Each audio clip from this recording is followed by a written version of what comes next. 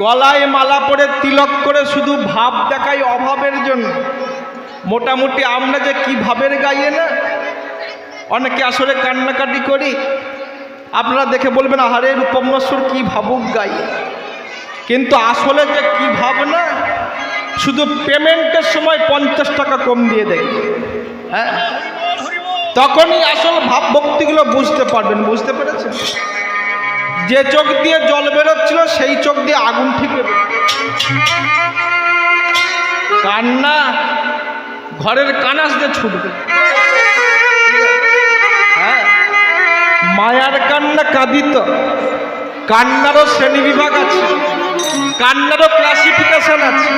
এই যে কান্নায় চোখের দু চোখ কোন বরাবর জল আসে, এটা হলো মায়ার কান্না।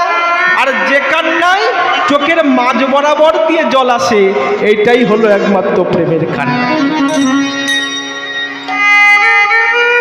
এটা হলো একমাত্র প্রেমের কান্না। ওই জন্য দেখবেন, যদি কোনো চিত্রকর, যারা আর্টিস্ট, যারা ছবি আঁকে, যদি ভক্তের কান্নার সিনগুলো দেখাই, দেখবেন ওই দু চোখের মাঝ বরাবর দিয়ে জলটা টপকে দিয়েছে। এই কান্না, এটা হলো প্রেমের কান্না। যে কান্না কেঁদে গেল আমার নদিয়ার নিমাই ঠাকুর 24 বছরে ঘর ছাড়া, যে কান্না কেঁদে গেল বিবেকানন্দ, যে কান্না কেঁদে গেল শ্যামানন্দ লাহিড়ী,